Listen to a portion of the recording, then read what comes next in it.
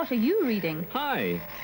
It's the Holy Quran. But isn't the Quran only for Muslims? Not at all. Its teachings are addressed to all humanity, from heads of state right down to everyday people like us. What does it teach us? Well, it's a book of life for life.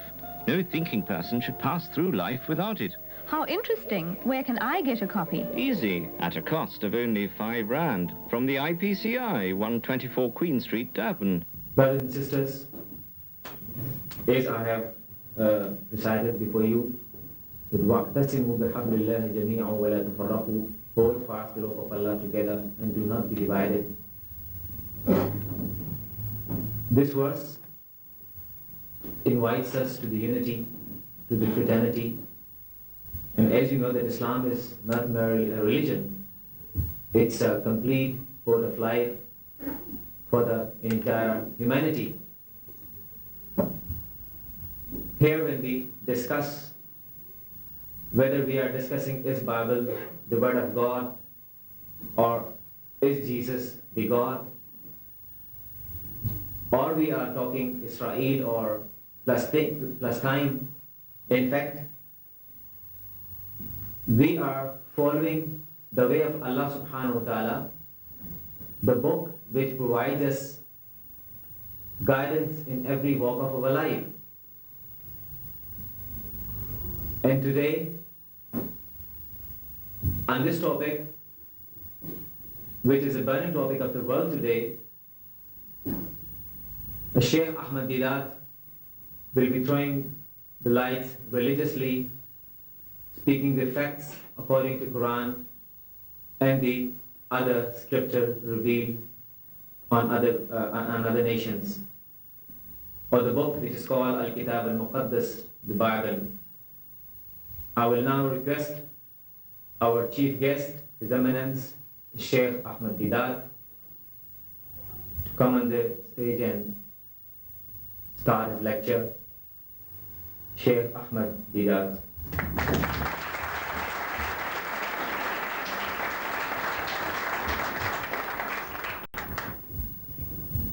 أعوذ بالله من الشيطان الرجيم بسم الله الرحمن الرحيم قال رب اشرح لي صدري ويسر لي أمري واحلل عقدة من لساني يفقهوا قولي صدق الله العظيم. Mr. Chairman and my dear brothers and sisters, it was just about at the end of the Six-Day War in 1967 that I was on a lecture tour of the southmost province of South Africa, the Cape, and I was in the city of Cape Town, delivering lectures on different topics in comparative religion.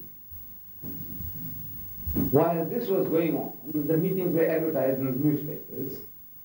The Jewish students of the University of Cape Town, they contacted my sponsors, and they wanted to know if I would be willing to address them.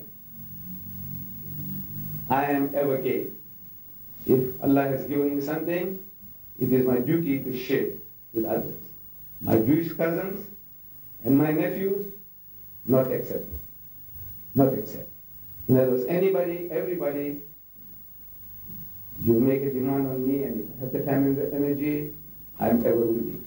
So I accepted that invitation, and in the hall, in the private hall, they gathered Jewish young men and women and learned men of the professions, and I was called upon to speak on the pros and cons of Israel, the for and against of Israel. They were actually trying to feel me out, or feel out the Muslims. How will the Muslims now respond after the knockout blow that they've given us? In 6 days, they flattened the Arab armies. They boasted. What was my reaction? So when the chairman, the Jewish chairman, he introduced me beautifully, and he called upon me to speak, I began with the formula I just recited to you now.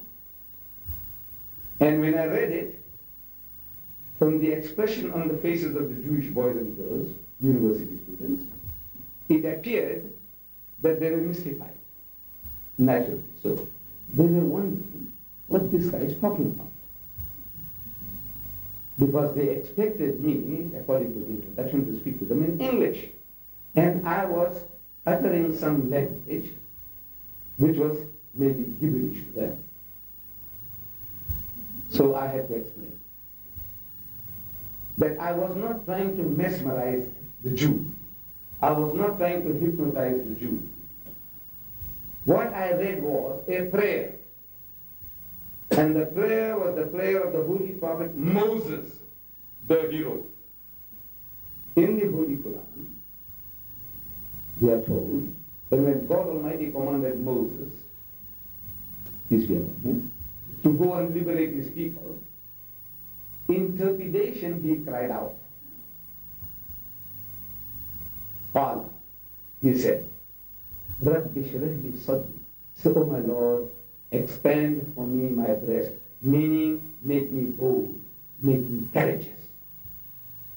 وَيَسِّرْ لِي أُمْرِي, and make my task easy for me. وَحْلُلْ عُقْدَةً مِّن لِسَانِي, and remove the impediment from my speech, because he was a stutterer.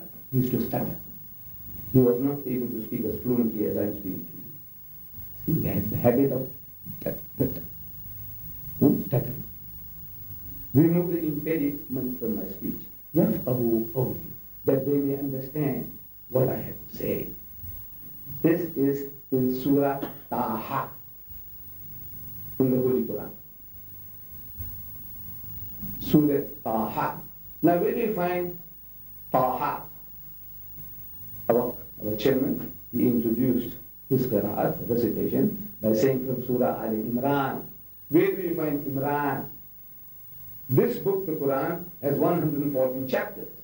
How do you refer to it? How do you come to it? These are references. So if you have a translation like this particular one I have in my hand, don't worry about the glitter and the gold. If it is by Abdullah Yusuf Ali, every translation is the same. Page for page, it is the same. The only difference might be that it's a little bigger according to photostatic process, a little smaller, depending on the paper, a little thicker, a little thinner, but page for page, it is the same. In this vast volume, at the end, you'll find an index. And in that index, whatever you want, everything on your fingertips. The chairman said, Surah Al-Imran. You look at the I, Imran, it'll tell you chapter 3. Very easy to find. 3, because every page is numbered. I am telling you that this prayer of the Holy Prophet Moses is in Surah Taha. Surah means chapter. Taha, look at the T, Taha, will tell you chapter 20. 20 is easy to find because every page is numbered. And in the ayah, meaning the verses, Numbers 24, 25, 26, 27, and 28. These are the 4 verses I read to you, very short verses, short sentences. There are 4 verses I read to you, and this is how you find reference. The Holy Prophet Moses is spoken of in this book more than 40 different places and 40 different things. What do you want to know about Moses? What do you want to know about Jesus and the jail? What do you want to know about marriage or divorce? Heaven or hell? Whatever you want to know, go to the index and everything on your fingertips. You, Muslims and non-Muslims, you all owe it to yourself to have access to this book. You must get this book for your own references. So, saying to my Jewish audience that I was not trying to hypnotize them, I was not trying to mesmerize them. I was only offering prayer to God, and I had more need of this prayer than Moses, for so many different reasons. Me too. I was facing a community, an elite community, an intellectual community, and we were at cross purposes. The very fact that they invited me was just to test me out, just to know how I feel about the defeat in the Middle East. How do Muslims feel? And they were going to judge me naturally. They said, now this guy is an enemy. And as an enemy, how is he going to try to get out of it? Or how is he going to convince us about his case? So I said, I have no need. Psychologically, there is a greater, there is an impediment. I have no impediment with tongue, though I'm speaking a foreign language. English is not my mother tongue, number one. Number two, that the audience is not receptive. To put it mildly. They're not a receptive audience. They want to know now, they want to put it to the test. So I said, I have no need for this prayer, and I offered the prayer of the Holy Prophet Moses. And he came with a shout. I am uttering the prayer of the hero, Moses, as contained in the Holy Quran. So saying, I said, you see, in our language, when we take the name of the Holy Prophet Moses, we never say Moses. It's an insult. Talking about the Holy Prophet Moses, if we say Musa, in our language we say Musa. If a learned man, he speaks about this mighty messenger of God, that Musa alayhi salam, Moses, or Jesus, and say Musa or Isa, we will kick him out. In any gathering, that man is an untruth barbarian. How can he take the name of a mighty messenger of God by saying Musa, Dawood, Suleiman, Isa? We have to say Hazrat Musa alayhi salam, previous Moses, may peace be upon him. Hazrat Dawood alayhi salam, previous David, may peace be upon him. Hazrat Suleiman alayhi salam, previous Solomon, may peace be upon him. Hazrat Isa alayhi salam, previous Jesus, may peace be upon him. This is how we take the names of the prophets of the Bani Israel.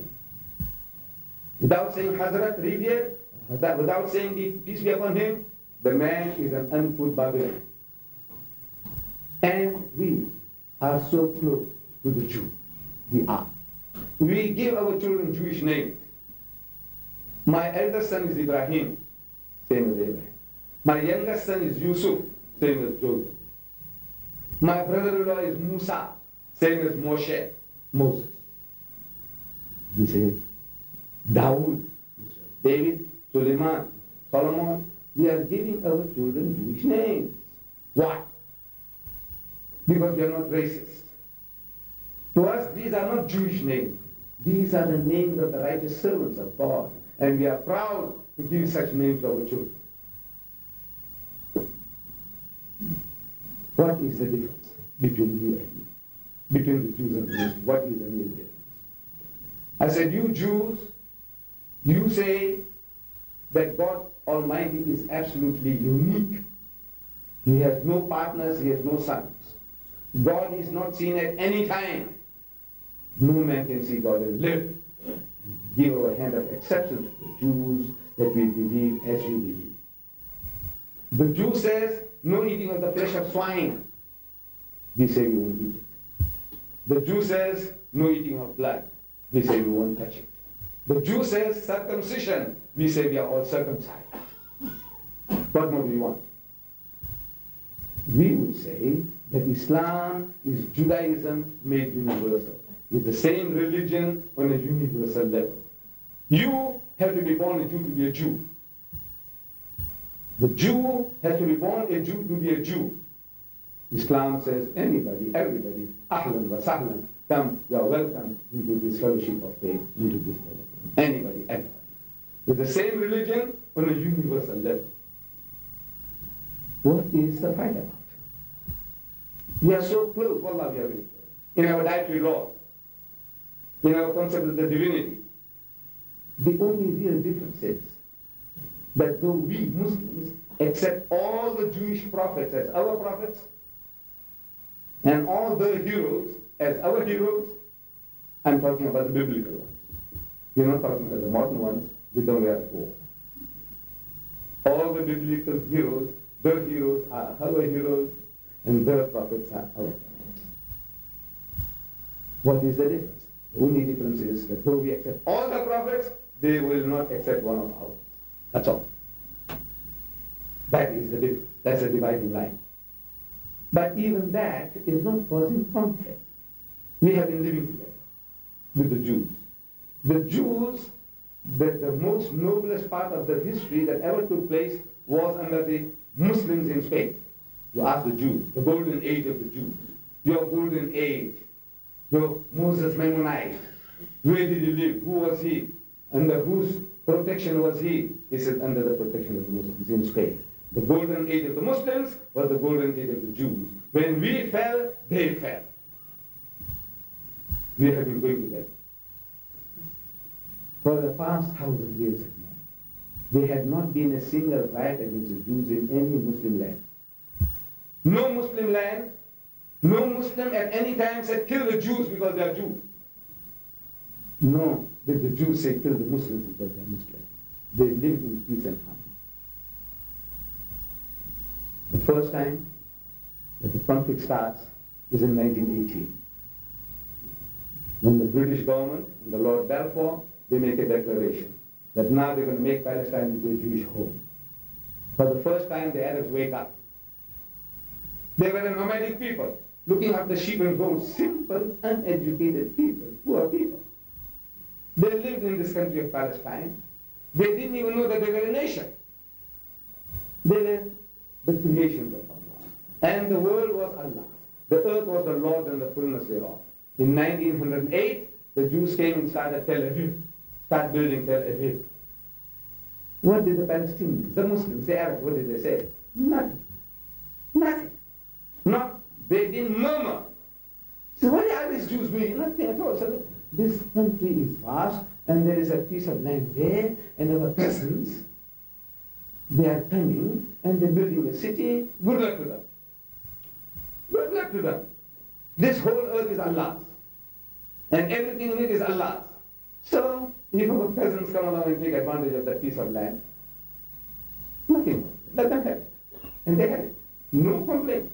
No murmur. This is the act. Now, for the first time, he finds out that this country, now his home will be made into a Jewish home. So he started to protest. He said, no, no, this is mine. He's becoming aware that he's a nation, he's a community. But he is outwitted, outmatched at every step. He is not as sophisticated as a Jew. The Jew has brushed his wits against the Germans, against the French, against the British, against the Danes, against the Swedes, against the Poles, against the Russians. And now he goes into this part of the Middle East where the poor Arab is an uneducated farmer, fellahi. And he is simply outwitted, outmatched. So the trouble starts. But I said there was not been a single riot in any Muslim land against a Jew. An individual Jew might have killed an individual Arab. And an Arab could have killed a Jew. It happens all the time. Brother kills brother. But as a people, as a nation, kill the Jew because he's a Jew, what Hitler did, the Muslims never did it. Not one Jew was killed for that reason. So kill him because he's a Jew. They killed 6 million Jews because of a Jew. The Muslims never killed a single Jew.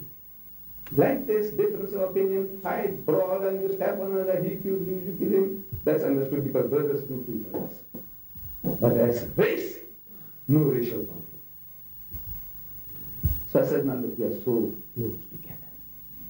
In our concept of God, in our dietary laws, in our heredity. Father Abraham, we both say, Father Abraham had 2 wives, Sarah and Hajar. They say Sarah and Hagar. The Arabs are the children of Bibi Hajar, Hagar, through Ishmael, the Arabs. The Jews say we are the children of Sarah through Isaac. They go back to Father Abraham. They are the children of the same father. They are brothers, one to the other.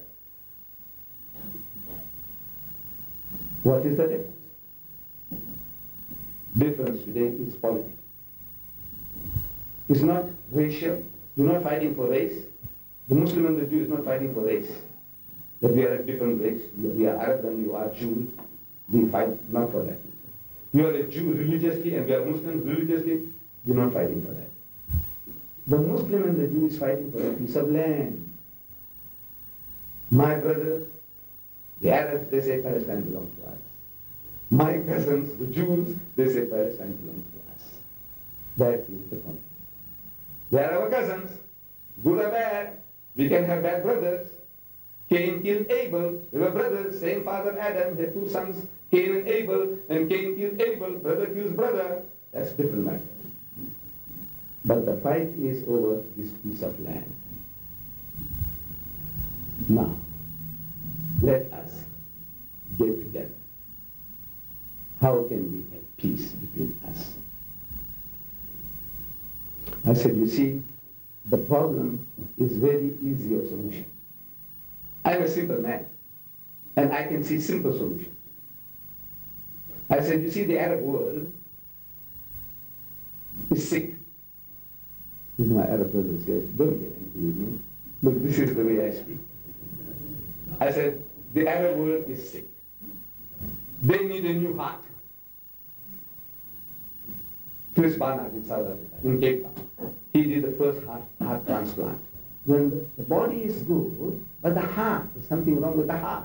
So they take this old heart out and put a new heart in a heart transplant. The Arab world needs a heart transplant. And you are that heart. The Jews. You need a body, you haven't got a body. The Arab need a heart, a new heart, I say you are that new heart.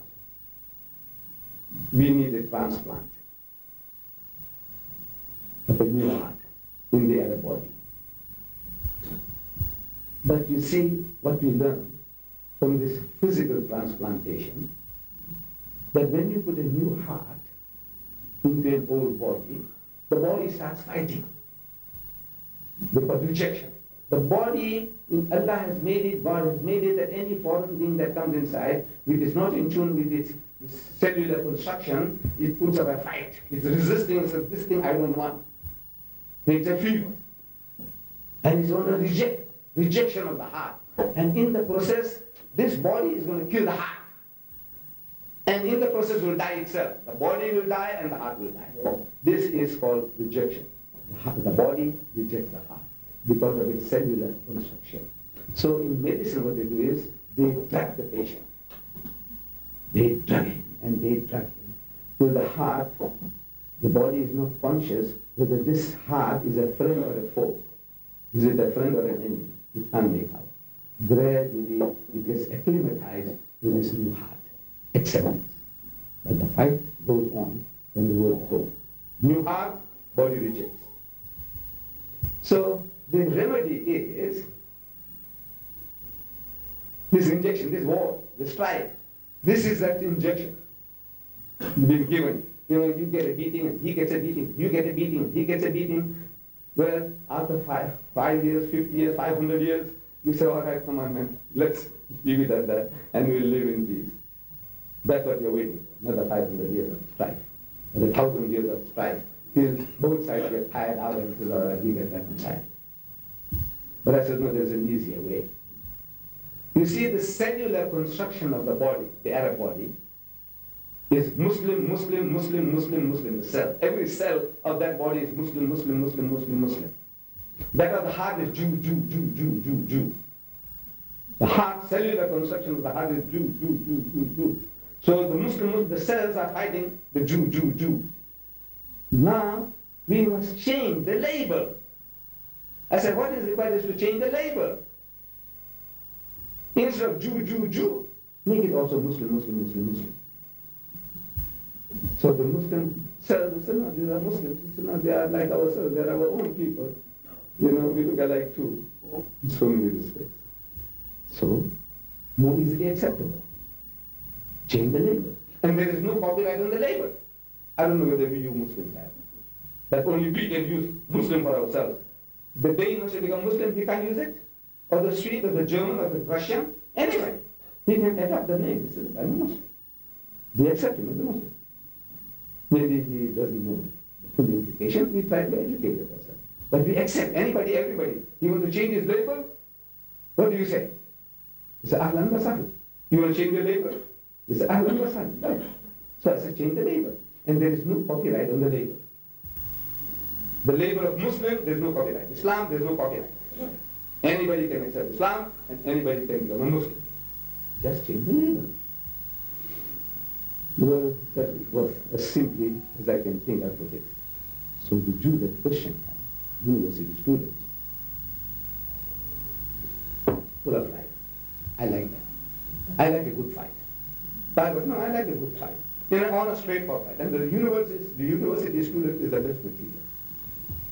Because he puts up a fight, and when he's defeated, he is big enough to change. He said, no, I see your point of view. and I will say from now on, I will think and talk like you. That's the universities. The old crops, they never change. Like they say, you can't teach an old dog new tricks. But the younger guy, he fights, and when he's conquered, he accepts his defeat. So question time. One of the Jews stands up and said, look, why don't you change your label?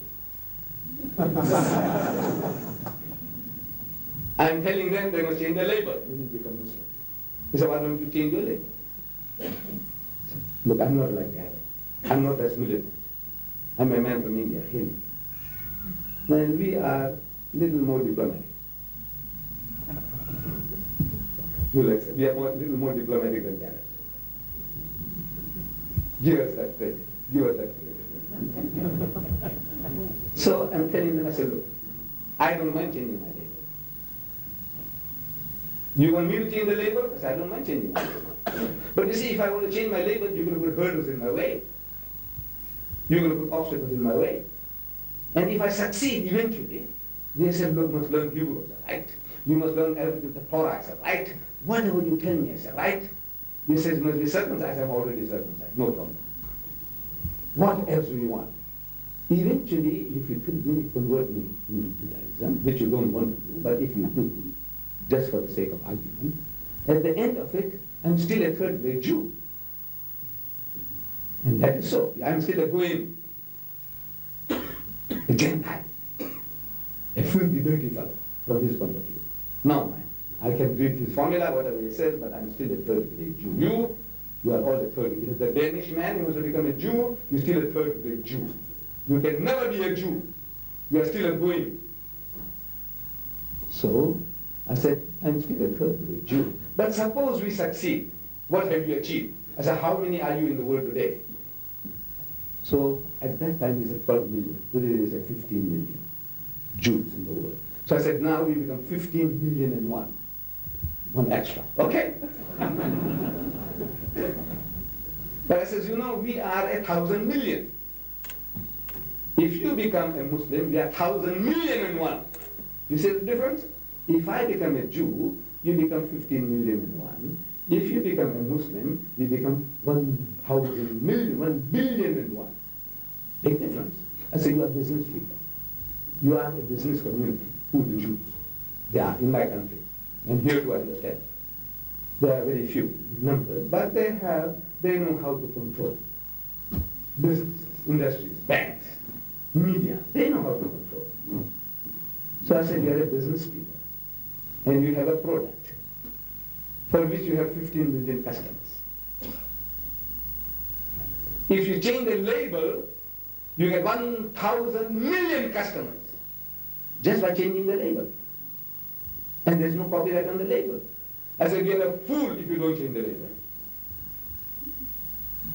You're a fool. You can change the label and you get 1,000 million, 1 billion customers for your product. Maybe it's tea, whatever. The name, you just change the label, and from 15 million you get 1 billion customers. You are a fool if you don't change the label. Then there is no copyright, and there is no copyright on this label that we are carrying. So another question. So one guy says, look, he realizes. I said, look, you have defeated my brothers once. You defeated them twice. First, 48. They knocked us out. 56. They gave us a good beating. 67. They knocked us out. That was them. And you can knock them out 30 times. But you wouldn't solve the problem. You see, they had a world, 100 million. Now I'm told about 170 million. I said, they are around you. And they can afford to lose 100 wars. They can keep on coming back. One defeat after another. One war they lost, they come to us. They get and lose another war, they come again. And in 100 years, you can't tell me you'll never lose a war. Anybody who thinks like that is a fool. That in 100 years you'll never lose. I said, you have to lose only one, and it's finished for you for good.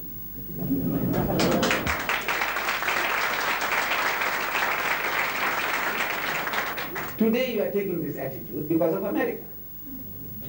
If there was no America, there would have been peace long ago. It's America. She is the illegitimate child of America. Israel is the bastard child of America. In 1948, In 1948, it is America who forced this resolution in the United Nations. It is America who blackmailed France, Greece, Haiti, and so many other countries that if you do not vote for this partition of Palestine, there will be hell to pay. Means all the benefits we are giving you, will cut them off. They were blackmailed to vote for the partition of Palestine. America created Israel. And as soon as Israel was created, when she declared her independence on the 14th of May 1948, within 2 minutes, Truman recognized Israel. 2 minutes. He didn't wait. He was waiting with bated breath, with open mouth, like a young man getting married. We asking him, are you prepared to take this girl as your lawful wedded wife? Nikah kabul ki, we say Urdu. So the guy says, ki, please. Did it. As quick as that, that guy was waiting for the announcement. And within 2 minutes, he says, we accept. Did it. 2 minutes. So somebody asked Truman at the press conference later on, he said, look, what was all the hurry for? You know there are 100 million Arabs. You know they'll get offended with you. So Truman, in answer to that, he gave us the secret of how to conquer America. He said, there are no Arabs in my constituency. Meaning the people who vote you to power are not Arabs, but Jews. There are 6 million Jews in America who are wagging the American dog. It's the tail that wags the American dog, the 6 million Jews. The answer to that is that we have to put 6 million Arabs to counter the Jews. Impossible. This is their stop and go. They will not allow the Arabs or the Pakis or the Bangladeshis or anything. They don't want that. Brain, yes. If you are somebody, some great, it's all right, you can come here and you can come here. You're our geniuses, they are prepared to help them. But not all the riffraffs that we have. Anything, everything. The Jews are welcome, but not you and me. So how can you get 6 million Muslims there to counteract the Jews? I'm telling very easy, very cheap. With only our charisma, you can see.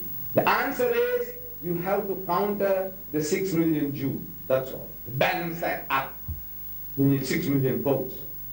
And you can get those 6 million votes for the price of an AVAC. You know the AVAC? The reconnaissance planes, they see what's happening and all that. I don't know how many millions or billions it cost. For the price of one AVAC, if you spend this in the Dawa field in America among the black Muslims, by God, we'll have 6 million votes.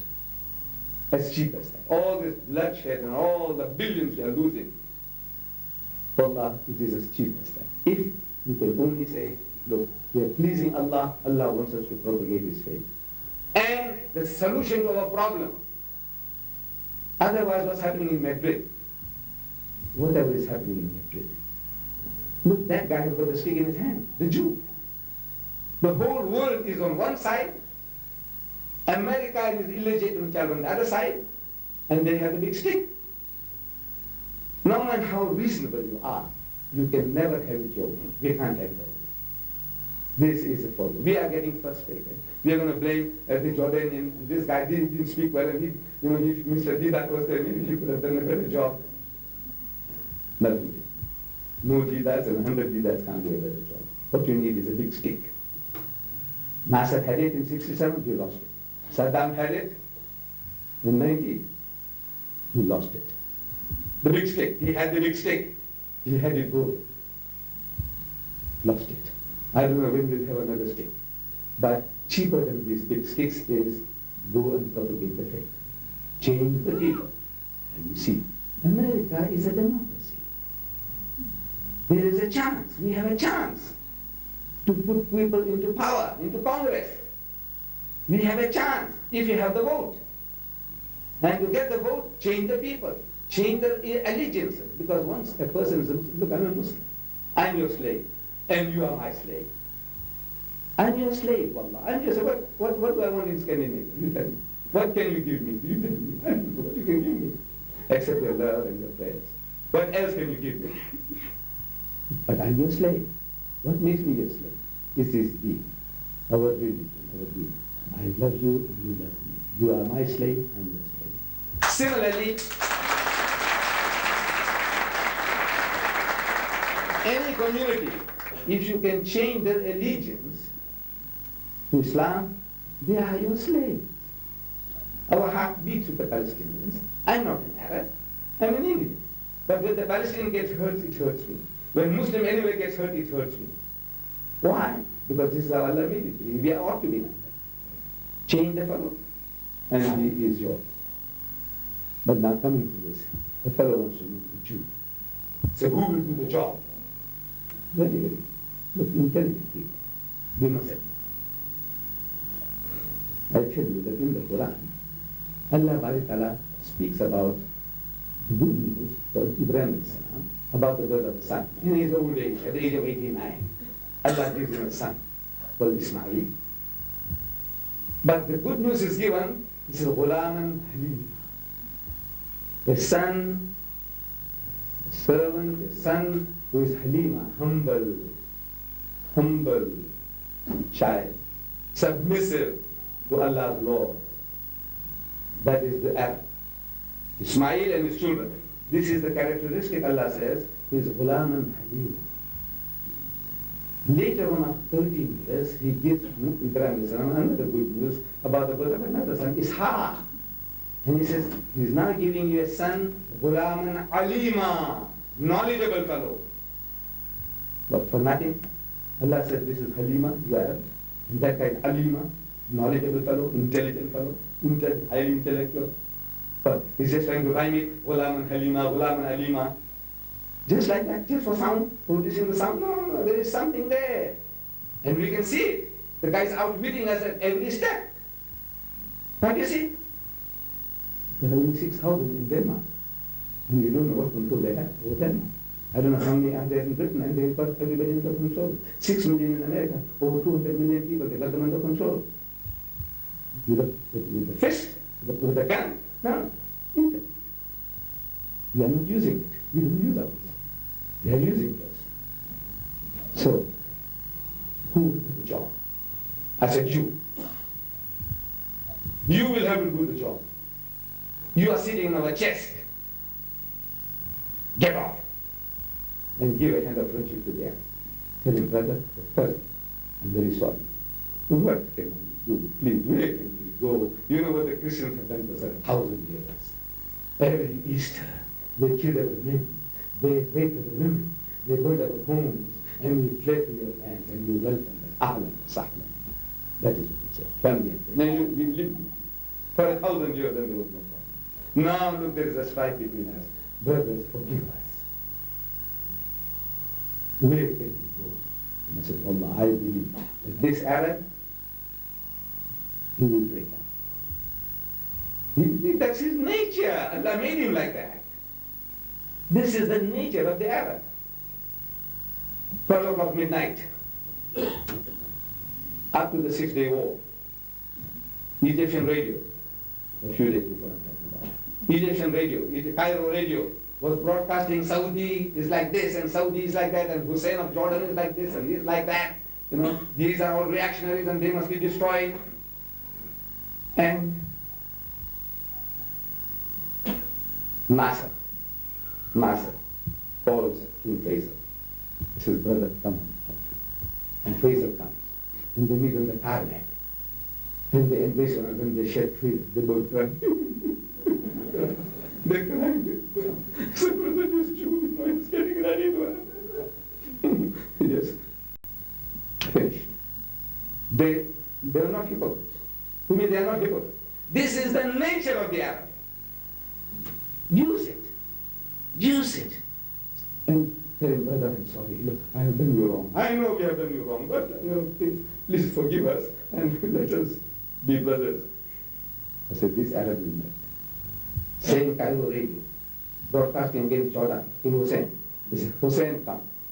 So he comes, meets Nasser on the tarmac, and they cry. hypocrites? I said, no, they're not hypocrites. They are true to earth, the salt of the earth. They are simple, sincere people. If you can touch them right, they become your slaves. They will do anything.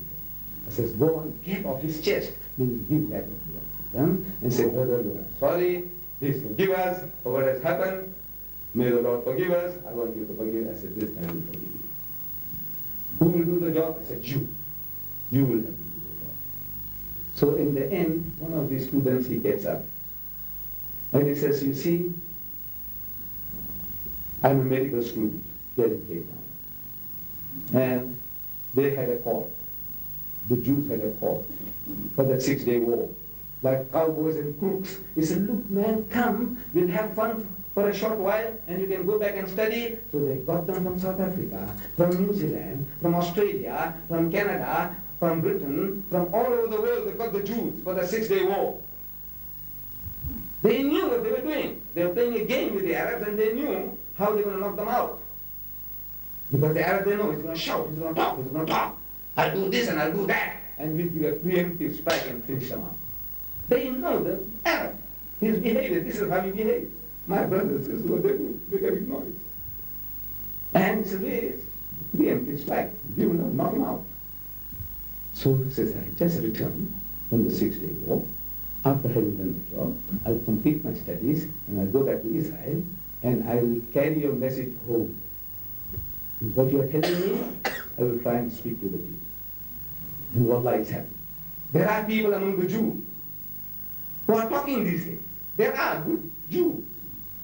There's an Abe Nathan. The man has gone to jail again and again and again. For what? For talking to the Palestinians. He says, no, we have to talk. We have to talk. This is the land we have to serve. We must make them happy somehow.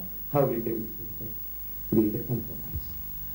So I said, you will have to do the job. But now this feeling about the Arab and the Jew, you see, how did I get into this? Because my field is actually talking about the Bible. Is the Bible God's word? What the Bible says about Muhammad, Christ and Islam. Was Christ crucified? These are the themes I generally talk. How do I get into this? I said, you see, I should work with Jews. I work with Jews. And Allah, they have been good employers. They looked after me. They paid me well. They respected me. The best bosses I ever had in my life, I worked for so many Muslims, I worked for Christians, and I worked for Jews. But the Jews have been the best employers I had. This is what Allah expects from us. We must be honest. We must be prepared to do justice. My boss, today, at that time when I was working, they had 9 businesses in South Africa. There were more than 250 businesses today. That same firm I worked for, more than 250 businesses, big businesses. They had 9 there when I worked for them. My boss calls me. He says, Deedat, I have a Jewish couple from Argentina. They are on a visit to South Africa. I would like to take them on a tour of the Indian area and give them some Indian food. What would you suggest? So I said, you see, sir, at that time, I said, there is a Goodwill Lounge in the center of the town, but the only thing Indian about that is the curry powder they put into the curry. Otherwise, it is just like the Westerners restaurant, no difference. Only they put curry powder, makes it Indian. I said, why don't you come to my house? I will give you what to eat, and I'll play some music in the background. Then I will take you to the mosque, and you will see the Muslim prayer. And you'll complete your mental picture of the Indians in Durban. Well, he says, Deedat, it sounds good, but I'll have to consult my wife. That you must give them credit. They never do anything without consulting the wife. Next morning, he called me again. Says, Deedat, my wife is agreeable, and gives me 3 pounds. This is a lot of money those days. 3 pounds. That was around the 50s. 3 pounds. I said, no, sir, it's just quite a... I said, take it, Deedat, we'll help you. And it was like, we'll help. So right, 8 o'clock you come along, I'll be waiting for you. And my house is just stone's throw away from the mosque. So they came, six Jews, 3 pairs, husband and wife, Mr. and Mrs. Beer. But Jewish couple from Argentina. And we call Deedat. I forgot his name. Another couple, 3 pairs, men and women they came. So, ahlan wa sahlan, they had the table laid out and they enjoyed. I said, this is your unleavened bread of the Jews, our roti. This is unleavened bread means without yeast. And they enjoyed the curry, they enjoyed the rice, everything they enjoyed. And while we are eating, about finished, we hear the call of salat, Disha, salat. So I said, you hear, sir? I say, what is it? He says, it's a Muslim call to prayer. You know what he's saying, sir? No? We hear, Allahu Akbar, Allahu Akbar. Say, Allah is the greatest, Allah is the greatest. Allahu Akbar, Allahu Akbar. So he repeats it 4 times. Allah is the greatest, Allah is the greatest. Listen, let's continue. Ashhadu an la ilaha illallah. He says, I bear witness that there is no other object of worship but Allah. He repeats it twice. All of them. Ashhadu anna Muhammadan Rasulullah. He said, I bear witness that Muhammad is the messenger of Allah. He is not God. He is not his son. Don't make a mistake like the others have done. They have made the heroes into gods. They made the prophets into gods. We are one. Don't you do that. Muhammad is only a messenger. If you accept these two fundamentals, that there is but one God and Muhammad is his messenger. What is the message? He continues. Hayya ala salah, this has come to prayer. Hayya ala salah, this has come to prayer. He continues. Hayya ala al-falah, this has come to success. Hayya ala al-falah, this has come to success. Because this is the real success. That you remind yourselves about your duties and obligations towards your Creator and your duties and obligations towards your fellow human beings. If you want to be successful, there is no other way. Now he winds up the call by saying, Allahu Akbar, Allahu Akbar. Allah is the greatest. Allah is still the greatest. Whether you come or you do not come, you will not lower him in his exaltation, in his majesty, in his glory. He still remains supreme. And the final words of warning is, La ilaha illallah. There is no other object of worship but Allah. You can carry on worshipping your man gods, your woman gods, your money gods, but remember this, that the only one who deserves to be worshipped is him, Allah. That is the national anthem of Muslims wherever they live. And when they hear this call, they can hearken to the call without having to ask, is it an RC or a DRC? In my country, means RC means Roman Catholic, or DRC means Dutch Reformed Church, the guy who's ruling us. I said, now that's a call to prayer. If you like, sir, we can go down and witness the Muslim at prayer. He said, Deedat, will they allow us? I said, of course, sir. My people are very tolerant, and they are. They're very hospitable. They love to see visitors coming to the mosque. It's giving us an opportunity of explaining to them what Islam stands for. So we walk down to the mosque. Please take off your shoes. So while they're taking off their shoes, I start a conversation. I said, do you know why you take off your shoes, sir? He said, no. I said, you remember when Moses was on Mount Sinai?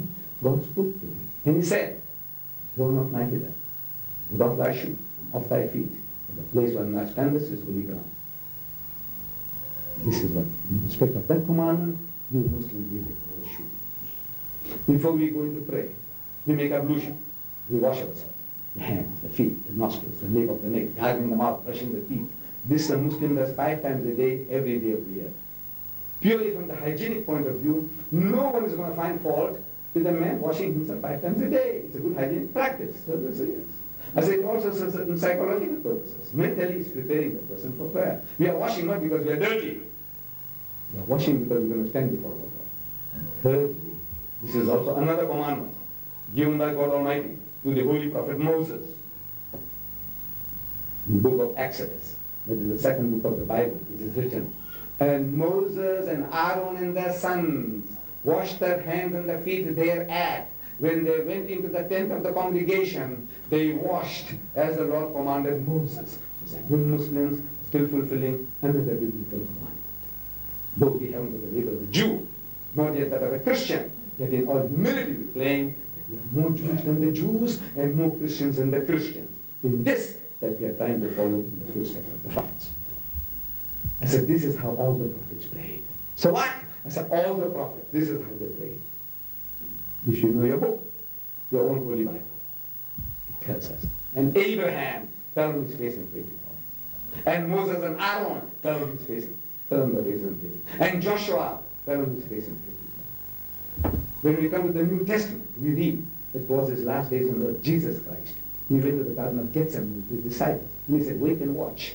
He died because the Jews were after his life. And he went a little further and fell on his face and prayed to God. I'm asking, how does a man fall on his face and pray? Except with the way Muslims do. Can a circus acrobat do any better than that? No, the man scans. He knows he can't. This is the only way that Moses and Abraham and Jesus and Muhammad, this is how they did it. He says, Deedat, he said, you are more Jewish than the Jews. I said, yes.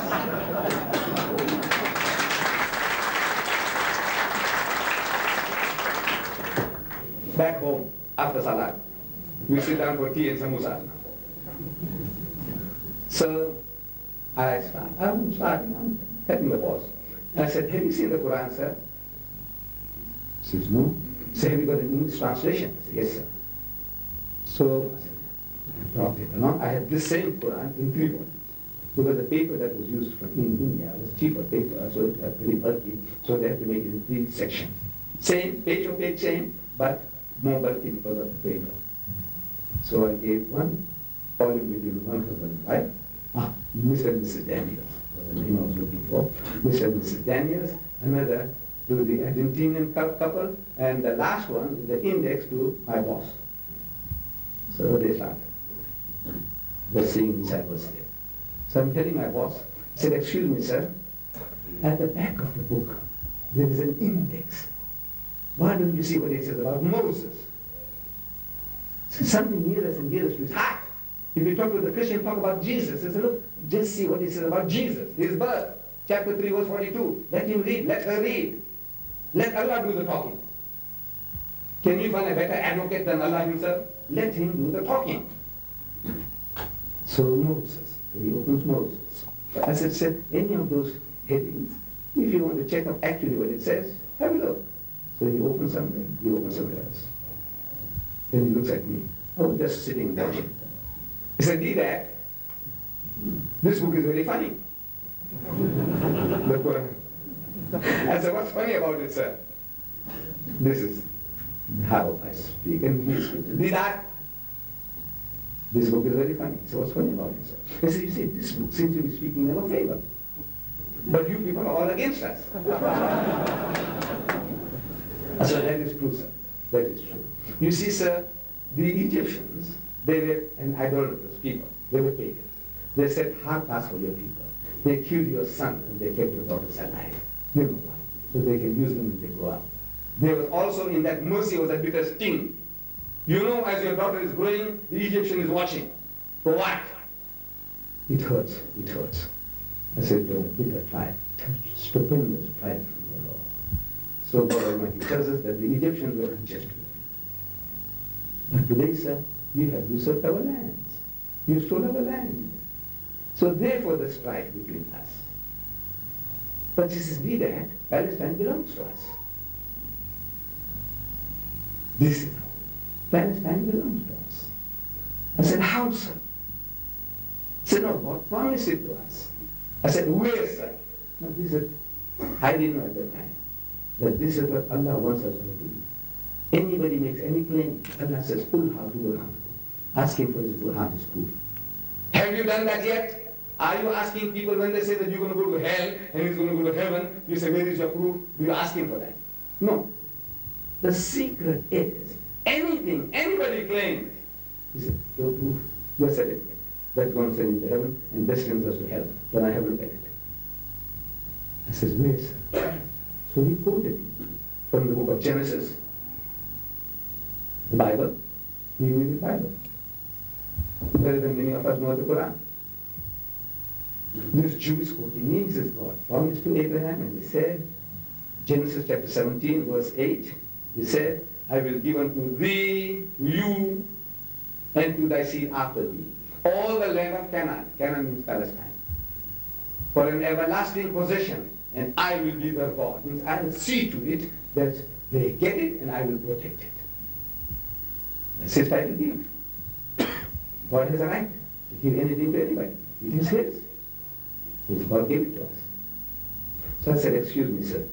You see, sir, in your Torah, in the book of Deuteronomy, chapter 18, verse 22, They are given a test. How do we know whether the thing that is spoken and written in the name of God, whether it is from God or not? The test says, if a prophet speaks in the name of God, and if the thing does not come to pass, if it does not happen, that is the thing the Lord has not spoken, but the prophet has spoken it presumptuously. Thou shalt not be afraid of it. Right? So right. I said, is that a valid test? He said, yes. I said, apply the test. God gave to Abraham and his sons forever. Right? He said that. I said, what did he get? The day Abraham died, his sons, Ishmael and Isaac, had to buy a piece of land to bury the father. He was supposed to have the whole of Palestine. Then, we are told again in the Bible that they lived in hopes, in promises, having not received the promises. And Abraham didn't have enough land to rest his foot upon. Means he didn't own 1 square foot of land. Not 1 square foot that he can put his foot there and say, this is mine. That is what the book says. And that is true. Then God didn't make such a promise. Because the Quran says, Wa'adallahu haq. If Allah makes a promise, his promise is true. If it is falsified, that means it is not Allah's words, it is somebody has written presumptuously. The book says presumptuously. So he said, well, I can see that. The act, very fair, very reasonable. But I didn't want to stop there. That's the end of the discussion. That's no good for me. I said, you see, sir, although I knocked him out first round, I want to bring him back for the second round. So I said, you see, sir, I am prepared to concede that God didn't make such a promise. As if Palestine was my father's property. It's mine, I can give it away. So look, I'm prepared to give it to you. I am prepared to concede, although I disproved it from the test that it is not true, but still I'm prepared to concede that God did make such a promise. I'm giving away your land. The Arabs, I'm giving it to the Jews. I said, I'm prepared to concede. So I said, what is the promise?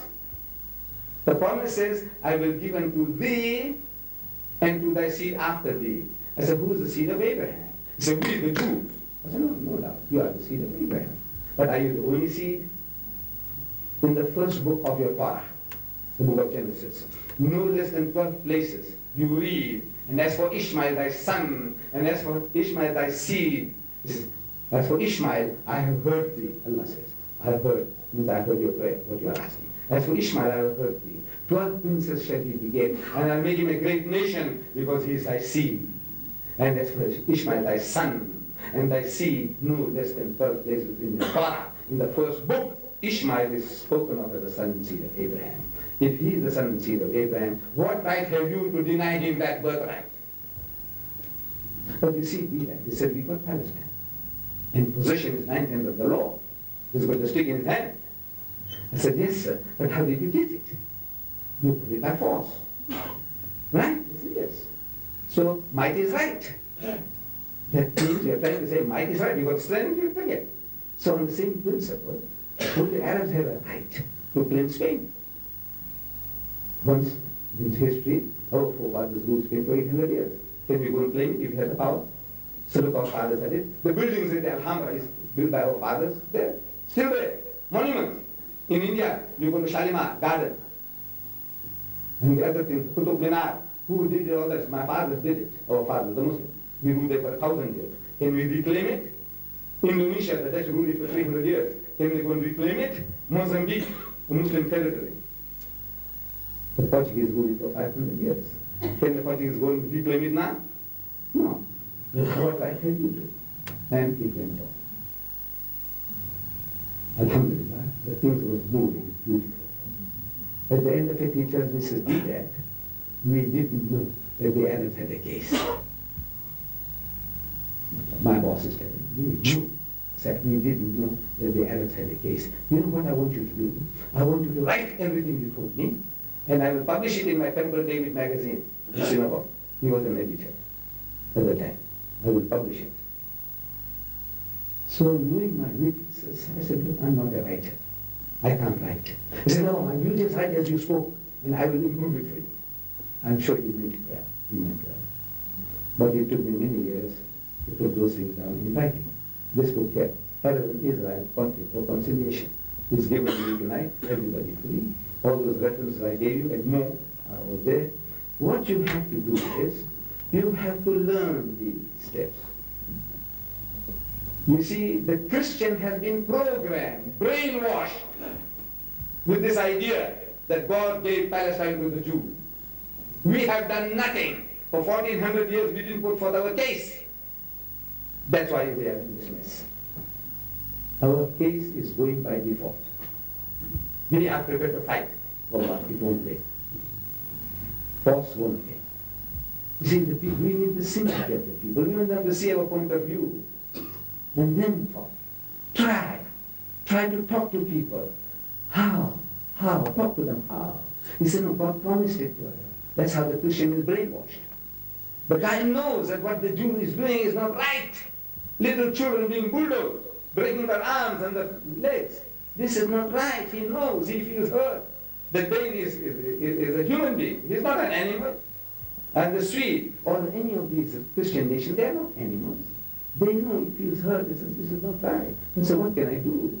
God gave Palestine to the Jews. What can I do? That's his problem. So now you have to help him. You say, look, you have been brainwashed, brother, uncle. Sir, you have been brainwashed. Let us see the claim, your title deed, giving Palestine to the Jews. Let us have a look. So he produces. After this meeting, what do you expect? One would expect that the boss would fire me. No? My Jewish boss. I had him tied up in knots. They'll fire him. From the following day, I become Mr. Deedat. Previously, Deedat. Now Mr. Deedat. Good morning, Mr. Deedat. Good afternoon, Mr. Deedat. Good evening, Mr. Deedat. And he tells the others in the business, hey, that guy there, I'm a dispatch clerk, receiving, sending furniture. Not a very high job. But now I began to say, that guy there, he seems to know something, and he is well armed, well informed. So he tells it to the other Jews. I'm passing through one of the departments, the clothing section. It was a big one. So one of the managers, Mr. Baynard, by name, he calls me and says, Deedat. Yes. I see, he says, you seem to have, woven a magic aura around Mr. Here, that you can't do that to me. He says, as for Ishmael, he was a bastard. But that's a Jew. That's a real Jew. Ishmael, he said, he's a bastard. Now, in the firm business, you can't argue a date. So I said, look, Mr. Baynard, why don't you come home? And have dinner with us, you and your wife, we will talk. He said, you can't do to me what you did to Mr. B. I said, who's talking about doing anything?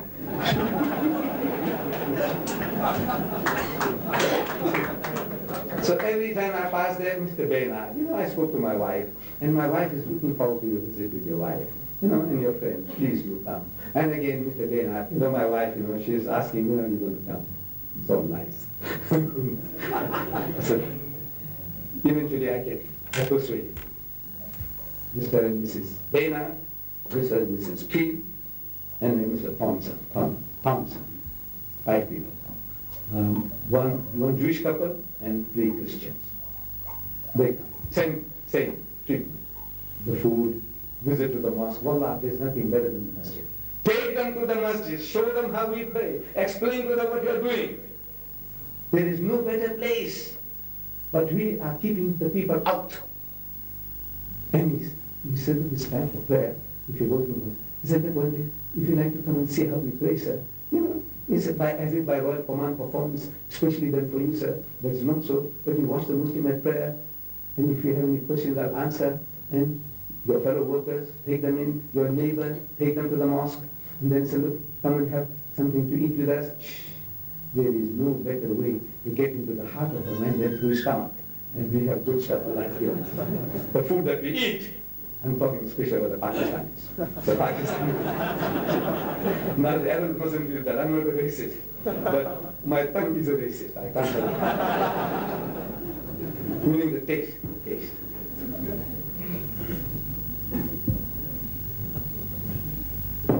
So I get it.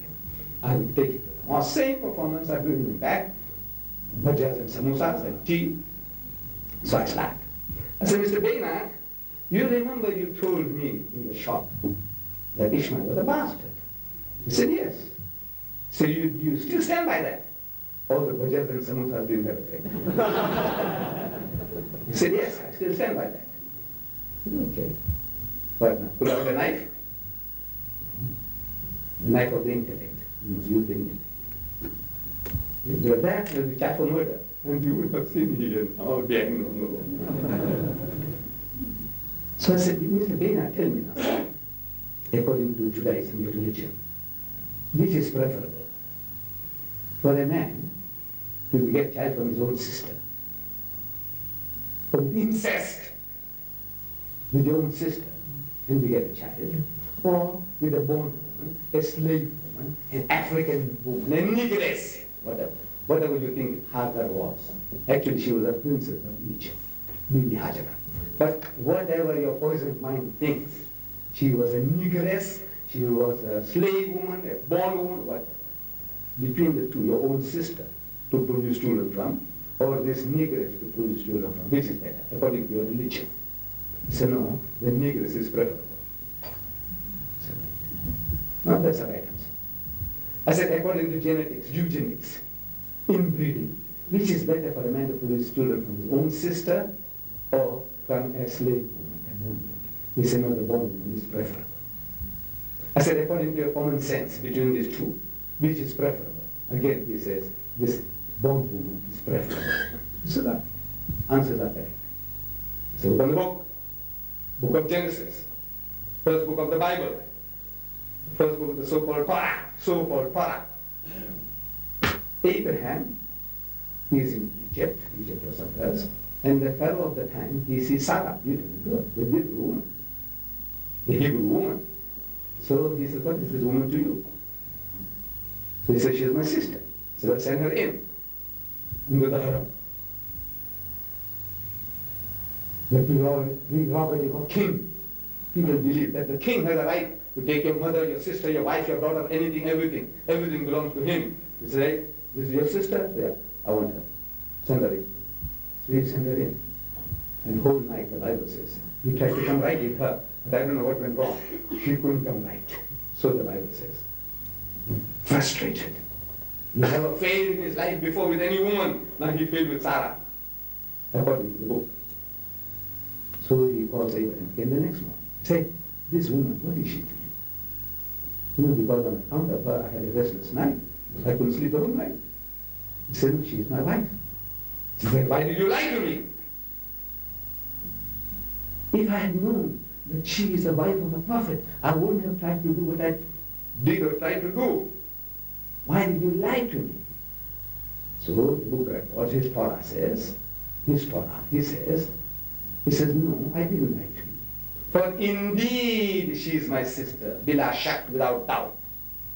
She is my sister, of the same father but different mother. Different mother, but same father. His father said, this is a sister. Indeed, without doubt, she is my sister, of the same father but different mother.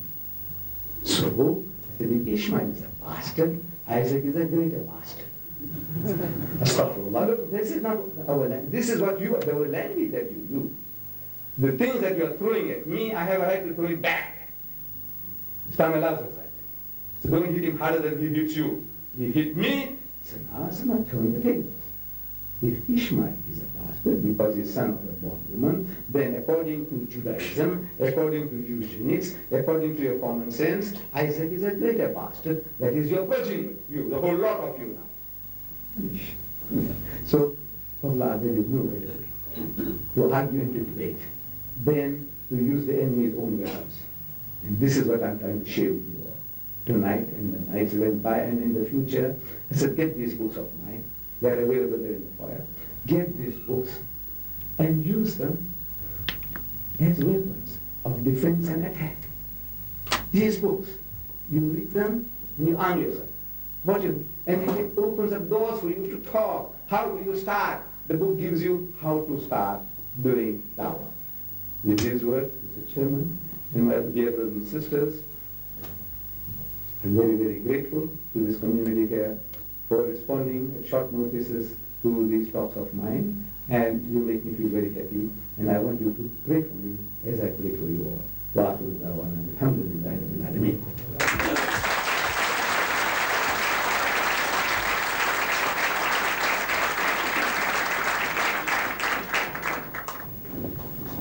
We are thankful to Sheikh Ahmed Deedat for a thought-provoking lecture.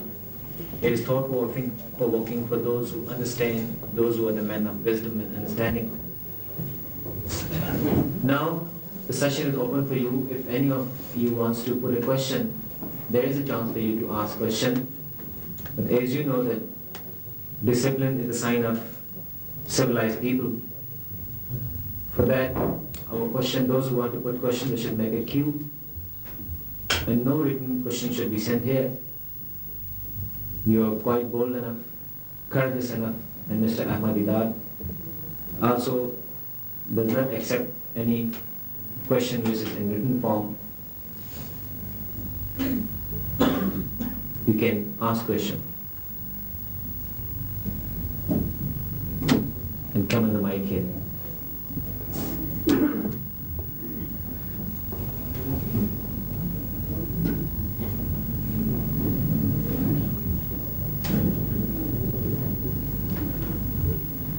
Our Danish brothers and sisters, perhaps those who are not Muslims, Christian brothers, I would like to clarify for them that sometimes they think that when we talk of Israel or Palestine, they think that Muslims are always curious about fighting and bloodshed. This is all based on misunderstanding. If we just think for a while and have a look on the land of Palestinian, and if we think those children who are being mercilessly massacred and killed, and if we think that for 44 years, Muslims, and they are human beings, are being cruel in Kashmir, Muslim for last 10 years, being mercilessly killed and massacred in Afghanistan, but still there are people, because of their inborn enmity for Islam, they say that Muslims are cruel, their God is the God of bloodshed. No, my brothers, if you have broad-mindedness and wisdom, and if you look over the world, you will find that in fact Muslims are not for bloodshed. Those who are against the existence of God, those who are against the words of Allah subhanahu wa ta'ala, in fact they are for the bloodshed, and they are proving by their actions today. It is because of the miracle of the CNN or perhaps the BBC channels. Their cameras are not capable to capture the views of the millions of children who are killed in Iraq, millions who are killed in elsewhere. But anything which is on their own benefit, they can show it to the world and our masses, except as the miracle of the CNN and the world other channels. Yeah, brother. Assalamu alaikum wa rahmatullah. Jazakumullahu khair jazak. I am very sorry I cannot speak English very well, but I hope you understand what I mean with what I see. First things, I thank you, and other things I want to see. Jews today is not son of Ibrahim. Majority of Jews not son of Ibrahim, of Ishaq. Because majority of Jews today come from Soviet Union, from Bahr Qazwin. I don't know what can see it in English. Now we're talking between Arab and Jews. We accept these Jews come from Ishaq, but where can prove that Jews come from Ishaq?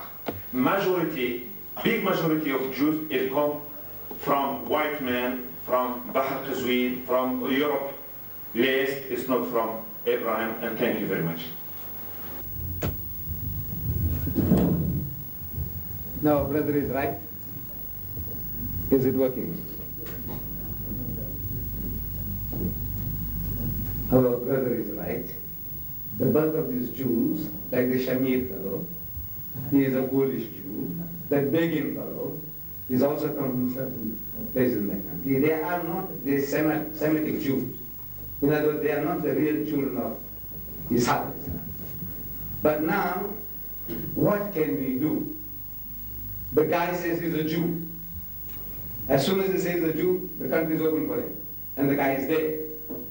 He's already there and he's in possession of the land. Now we start saying, look, this guy is a Jew and that guy is not a Jew, that is not going to solve our problem. It can't help us in any way. The way is now what to do about this problem as it exists. To me, we ourselves, on our own strength, we lost the opportunity twice. In '67 we lost it, in 1990 we lost it. We had the stick in our hand, we threw it away. We had the stick in our hand, we had it broken. What next? At Madrid, we hope and pray that census prevail and they can recognize the rights of the Palestinians to a homeland. Because they are not prepared to give anything. Shamir will not want to give 1 square inch of land back to the Arabs. Whatever they got, and you can't force anything out of the fellow. I mean, we must be a realist. We haven't got the power, the whole Muslim world put together, we haven't got the power to fight the Jews and America at one time. Because if you fight the Jews, you're not fighting the Jews alone, you're fighting America. Every war that we went into against the Jews, we were not fighting the Jews alone. In 1973, for the first time, the Ramadan War, Sadat was able to cross the party line. He had the Jews by the throat. The job was done. And Israel cries for help. And Reagan, he sends his men and machines, direct intervention through the Azores into the battlefield. And they turn the table against us. Now we must realize that, look, Sadat realized that it is not the Jews. It is not the Jews. You're fighting America. Are we in a position to fight America? That's all. Look, it's not what you feel that we should do this and we should do that. At one time we had some little hope that Russia will help us. And we know what help they have been giving us. What have they done for us? Put us into greater and greater mess. Now Russia is out of the picture. This guy, this devil, this Jalut is the only Jalut that is there, is controlling the world. Now how do you change his heart? Maybe in his heart of heart, Bush, maybe a sincere man, he wants to help the Palestinians. But his own future is at stake. This is his first term in office. If in the next election, if he does anything so outward against the Jews, he can't come in. And he is human. The spirit is willing, Jesus said, but the flesh is weak. This is man. Most of us, we are all like that. His own position as the President of the United States is at stake. So he is walking with it. Can't you see? But now how do we change? The only way I feel you can change is to change the people. And to change the people, we have to Islamize the people. Talk to them, man, talk to them. We haven't talked in 1,000 years. That's the problem. We haven't been preaching in 1,000 years. We haven't delivered the message of Islam. Scandinavia. We are only coming today here, and we are making some little effort to save ourselves, to survive. For 1,400 years, Islam is there. Allah Bari Ta'ala, 1,400 years ago, he sends Akhi Jibreel to Nabi Karim Sallallahu and he tells him, وَمَا أَرْسَلْنَاكَ, we have not sent you, إِلَّا كَافَةً لِلنَّاسِ, but to the whole of mankind, Bashirun, as a giver of good news, وَنَذِيرٌ, and as a warner, وَلَكِنَّ أَكْثَرَ النَّاسِ لَا يَعْلَمُونَ. But the bulk of mankind still do not know. They haven't received the message yet. That's 1,400 years ago. We read it today, after 1,400 years. I'm asking, is the position any different? Has it changed? Has the position changed? وَلَكِنَّ أَكْثَرَ النَّاسِ لَا يَعْلَمُونَ. But the bulk of mankind, they still don't know about the message of Islam. True or false? It's true. There are today more worshippers of men and monkeys, elephants and snakes on God's good earth than the worshippers of Allah Wahdahu la Sharika. True or false? It means we haven't done the job. Now, this is a matter of survival. This is a matter of, we have to change the world. Otherwise, the world is going to change as we're changing us. Willy-nilly, whether you like it or not, you will be changed. So, the thing is, my dear brothers, the battle of the intellect. Fight Allah promises us. He said, He's given you a deen that is to master, overcome, and supersede them all, bulldoze them all. وَلَوْ كَرِهَ الْمُشْرِكُونَ. And again he repeats the same formula in the Quran. هُوَ الَّذِي أَرْسَلَ رَسُولَهُ بِالْهُدَىٰ وَدِينِ الْحَقِّ لِيُظْهِرَهُ عَلَى الدِّينِ كُلِّهِ وَكَفَىٰ بِاللَّهِ شَهِيدًا. And he has Allah as a witness to this fact that is going to make his deen to prevail, with you or without you. But he's giving you and me, daughters that we are, the privilege of doing the works of the prophets of God, the messengers of God, and earn a prophet's reward. Will we take it? It doesn't look like. We want to find scapegoats. We want to find who we can blame. You see, Sadat is no good, Mubarak is no good, Faisal is no good, Fahad is no good, Hassan is no good. Look, find scapegoats. That's what we are. I said, now what are we prepared to do, you and I? Are you prepared to change your environment? Are you prepared to change the people? At least one, each person tries to make a in my lifetime, I change one person, I bring him closer, just one. Each one says, I'll try, inshallah, I will get one person in Islam. 100% increase. If we can say we will try. In our lifetime, just one. So to me, my dear brothers, what he said is haq. All those Jews that are there are not Jews, the children of Isa alayhi salam. But the guy said, I'm a Jew. Like I said, I'm a Muslim. The guy said, look, you are not an Arab. I said, I'm a Muslim. I have a right to Makkah and Medina. No. The other guy said he's an Arab. Genetically said you're not an Arab, you're an African, you man, Egyptian, where you come from? You Sudanese. What makes you an Arab? No. He said, I speak Arabic. So I'm an Arab. Has the world the right to deny him that? He said he's an Arab, the other said, right, we accept it. If Pakistan was speaking Arabic, and you said, we are Arabs now, look, no Arabs can keep you out of that Arabism. Said, I'm an Arab, I speak Arabic. Arabic is my mother tongue. So, the thing is now, I don't know. We're going to start splitting hairs about that guy coming from Russia, and he says he's a Jew. What can I do? We are forced into the situation because you haven't got the stick in your hand. To get the stick in your hand, you need that type of people to back you up. Without the stick, you can do nothing. You can only cry, and we can only pray. But try and get that stick. And the stick is the power. Vote. Get the people to vote for you, change them, vote in, and then you see automatically, wallah, America will say, we don't want to interfere in the Middle East. We don't want to send our sons and daughters to get killed for you, bloody Jews. Immediately the Jews will say, brothers, you know, we are cousins, Father Abraham, yeah. Wallah, immediate. And it can happen. It will happen, inshallah, but now we have to do something to make it happen quickly.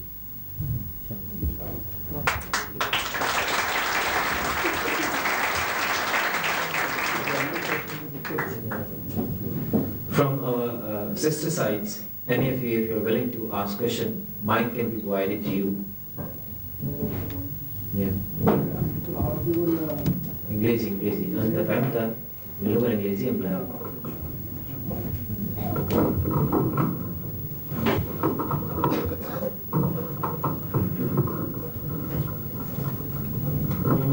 بسم الله الرحمن الرحيم الحمد لله رب العالمين.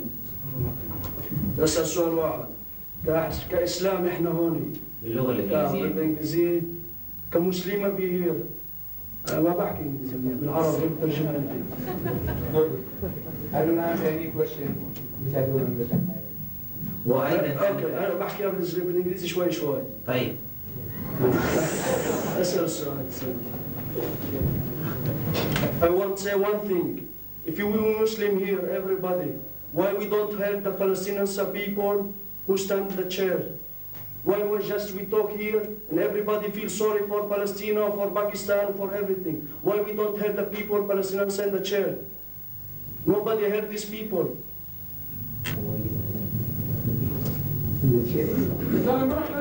اسمع يا زلمه اسمع شوي Please, brother, discipline must be there. No. Be tolerated. Sit down, please. خلاص. أنت سؤالك خلاص. اجلس في مكانك. نحن نجيب.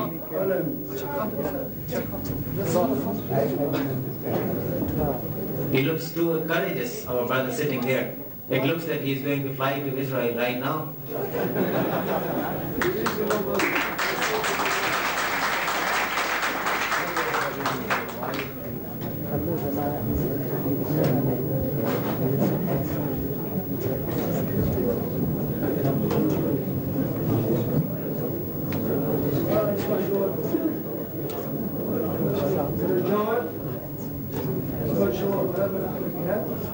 Just a minute, please. I would like to comment on the question of our brother. All of these brothers and sisters, they left their home and they came here to speak and to hear on the topic Israel and Palestine. Is it not the help of our brothers? Is it not the help of the Palestinians? It is not the voice for the truth? I think it should be sufficient to you. Please sit down. Yeah. Brother Ahmed Deedat, we say welcome to Denmark. I am Palestinians from Gaza. If we're talking today about the cousins and in the Denmark here, they say only they crying about what happened to the Jews in Hillstrop or Nuremberg in Germany or in Austria.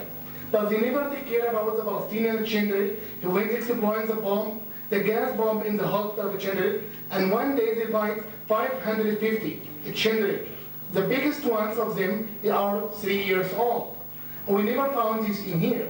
So the situation is, if we happen something for the Palestinians, all the newspapers, all the kind of press, they never found something.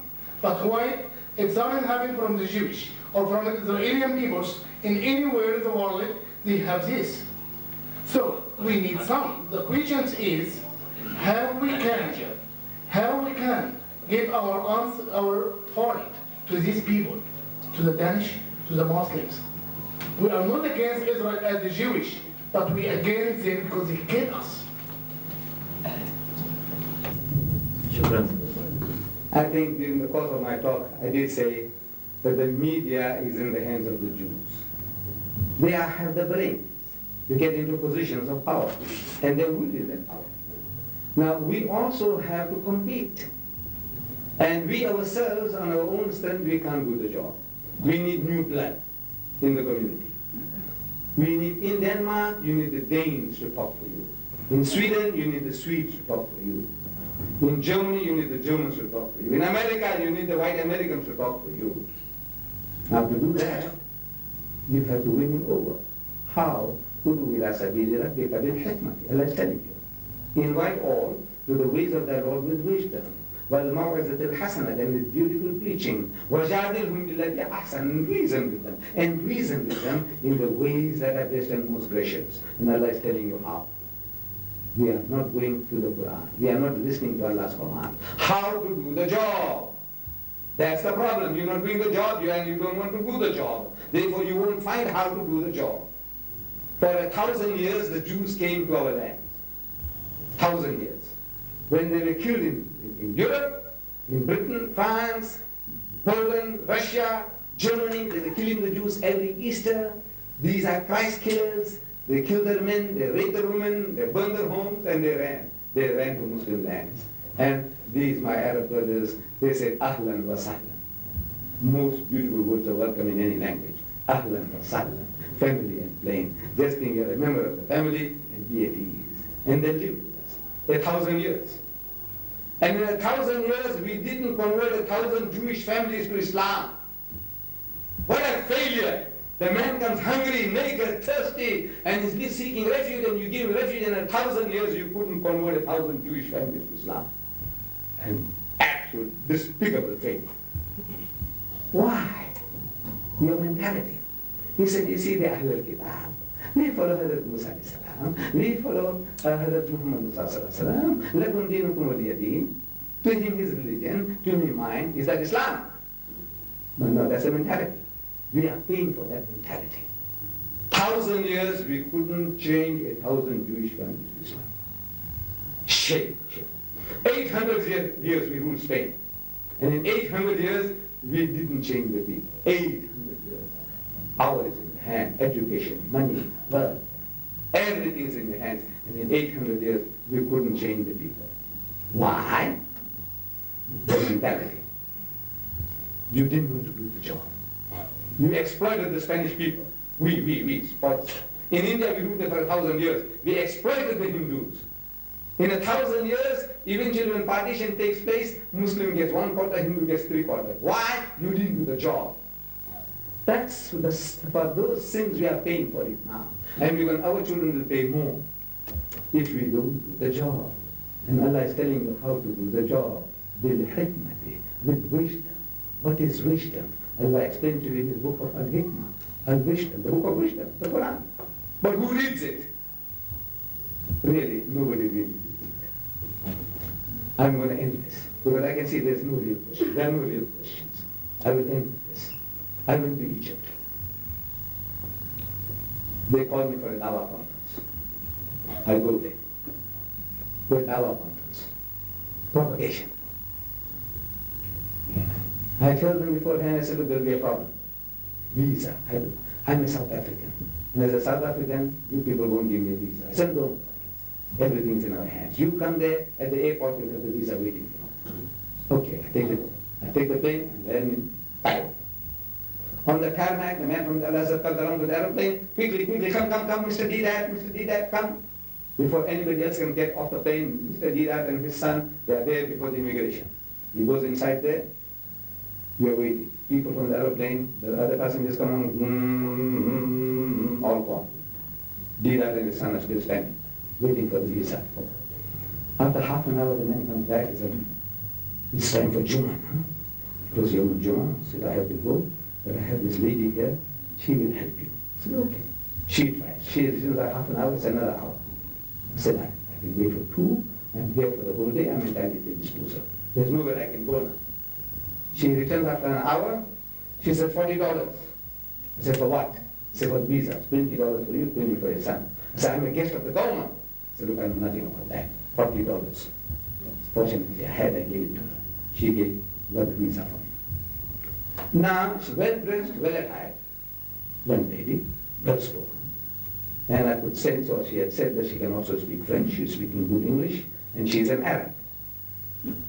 But in Western attire. So I'm asking her, in my own way, the Arabic that I know. I say, Ma ismuki? What is your name? So she tells me a name. A name I never heard the sound like that in my life before. So it went one side, came out the other side. I couldn't retain. Then I'm asking her a second question, Anta Muslima?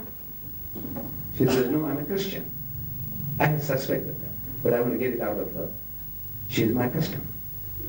She's every Muslim. Everybody is your customer.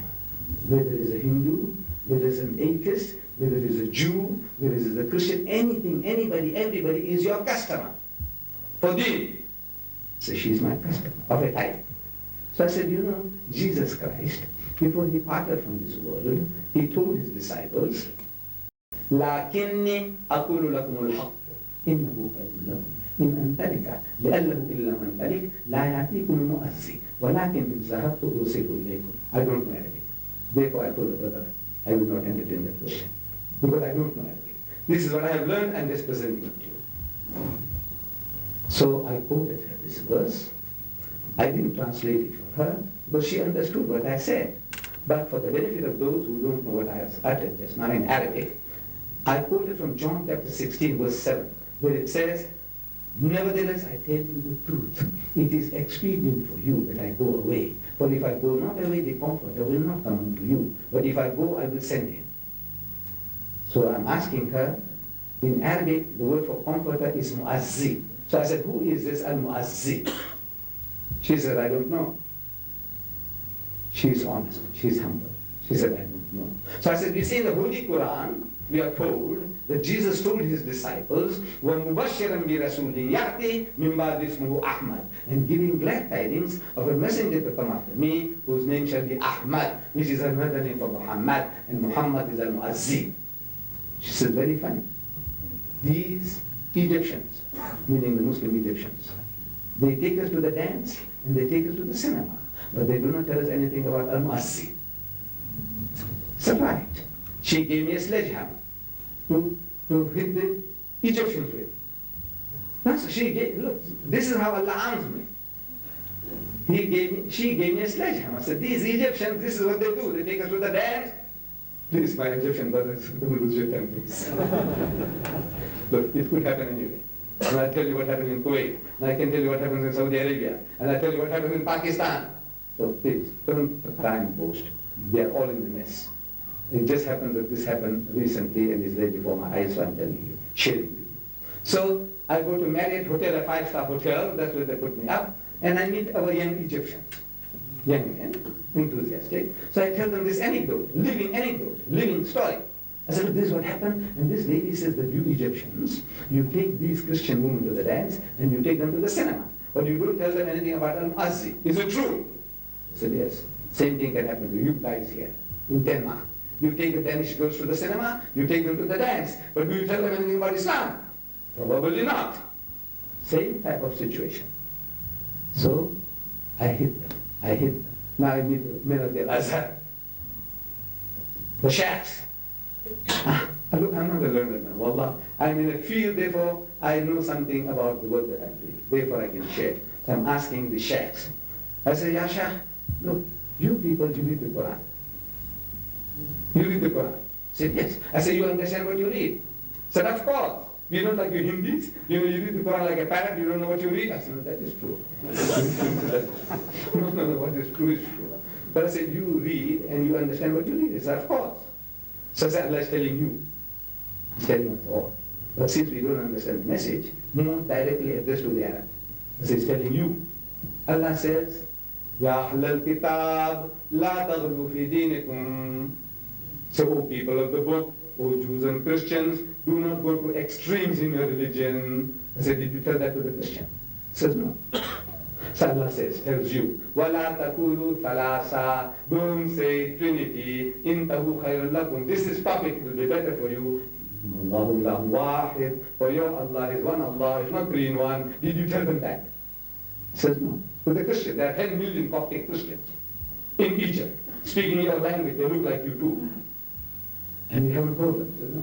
So Allah says, tells you, لَقَدْ كَفَرَ الَّذِينَ قَالُوا إِنَّ اللَّهَ وَالْمَسِيحُ ابْنُ مَرْيَمَ. So anyone who says that Jesus Christ, the son of Mary, is God, is making kufr, is an act of blasphemy, treason against Allah. وَقَالَ الْمَسِيحُ. What Messiah said, Christ said, Ya Bani Israel, la'abdullah. So children of Israel, worship Allah, Rabbi wa Rabbukum, is my Lord and your Lord. Whoever will associate anyone with Allah, فَقَدْ حَرَّمَ اللَّهُ عَلَيْهِ الْجَنَّةِ. Allah will make Jannah haram for them. Heaven will be forbidden for them. وَمَأْوَاهُ النَّارِ. In the fire of hell will be their dwelling place. وَمَا لِلظَّالِمِينَ مِنْ أَنصَارٍ. And for the wrongdoers there will be no one to help. Did you tell them that? Says no.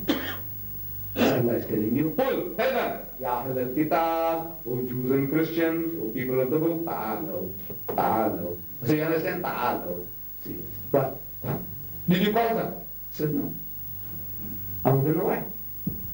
He said, you see, Mubarak was no good, and Sadat was no good, and Nasser was no good. That is Sahih, you see. But I said, Mubarak is today, Sadat was yesterday, and Nasser was the day before yesterday. But for 1,400 years, you Egyptian Muslims were ruling Egypt. For what? 1,400 years. Except for a few years, the British, few years the French, but overall for 1,400 years you are ruling this country. And in 1,400 years, you couldn't make a scratch on the Christian community. I want to know why. Silence. Answer. Why? 1,400 years you couldn't make any change. You multiply, and they multiply. And they are multiplying, and you are multiplying. There are 10 million now, you're 40 million. And your 40 million are useless. You can't implement the Sharia because of the 10 million. They've got you under control. The way is to change them. Allah is telling you forward, ta'ala. And you're not following them. Allah says tell them. You won't tell them. What kind of Muslims are you? I said, look, I'll tell you why. Why you are not doing the job? I tell you why. It's very easy. I said, you see, you don't know the job. You sheikhs and imams, Allah, and you get the Darul Ulum anyway. You can't do the job. Why? Deedat is a clever. He can do the job. Astaghfirullah. No. You are not following basic instructions. That's the trouble. I'm president of Pakistan, and I want my son to become a general. So I send him to the academy. And I visit the academy with my family one day to see how my son is doing. So he's doing left, right, left, left, right, left. I'm the president. I want my son to become a general. And this guy saying left, right, left, eyes right, eyes left, about turn. So what the hell are you doing to my son? I want to make him a general, man. He said, look, Mr. Deedat, no, president. He said, look, you have to go through this. See, this is the start. You learn boxing. I want my son to become a boxing champion. He said, now, straight left. What the hell is this? I want you to teach him to knock out the football man, champion of the world. He says, no, Mr. Deedat, there are certain elementary rules. You have to go through that step by step. Anything, any game, any art, there is a method how you proceed. Allah gives you that method in the Quran. He says, وَقَالُوا, and they say, لن يدخل الجنة إلا من كان هودا أو نصارى, that you Muslims will never enter Jannah. There is no heaven for you. There is no salvation for you unless you are Jew or unless you are Christian. In answer to that, Allah says, تِلْكَ أَمَانِيُّهُمْ, this is the wishful thinking, vain desires, hallucination, bakwas.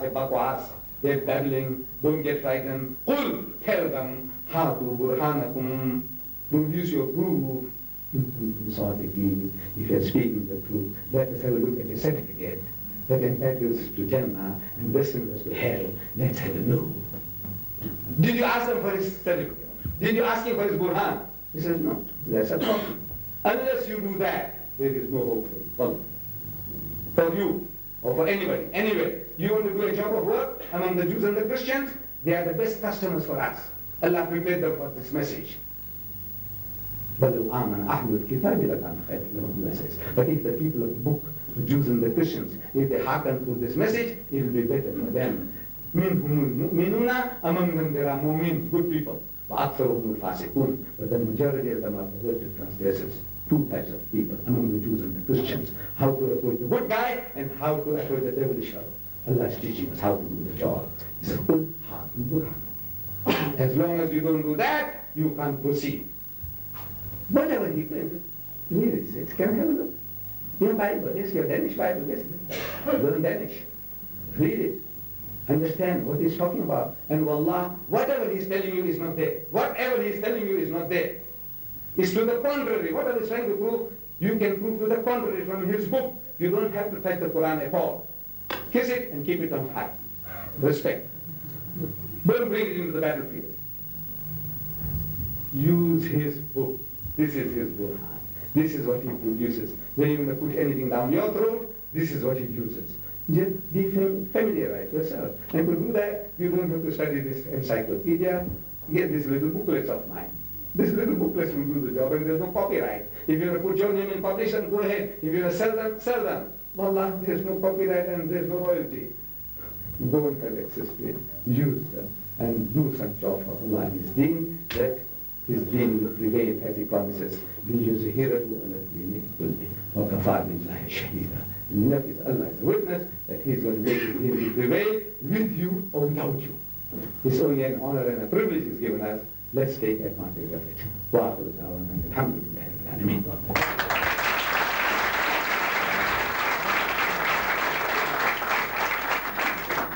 Respected brothers and sisters, we Muslims, we start our seminars and symposium with the recitation of the Holy Quran, and we end with the dua to Allah subhanahu wa ta'ala.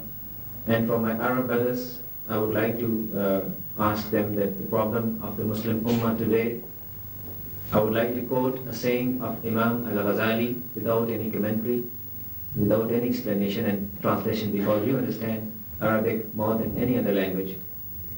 فساد الرعية بفساد الملوك وفساد الملوك بفساد العلماء السوء. If we can replace the ulama su with ulama al-haq, and if we can replace muluk al-su with muluk al-haq, I think the problem will certainly be changed, inshallah. Alhamdulillah Rabbil Alameen, Ar-Rahman Ar-Rahim, Malik Yawm Al-Din, إياك نعبد وإياك نستعين اهدنا الصراط المستقيم وثبتنا على صراط المستقيم صراط الذين أنعمت عليهم غير المغضوب عليهم ولا الضالين ربنا آتنا في الدنيا حسنة وفي الآخرة حسنة وقنا عذاب النار. اللهم انصر المجاهدين الذين يجاهدون في سبيلك. اللهم انصر المجاهدين الذين يجاهدون في سبيلك. وصلى الله تعالى على خير خلقه محمد وآله وأصحابه أجمعين برحمتك يا أرحم الراحمين. Thank you very much.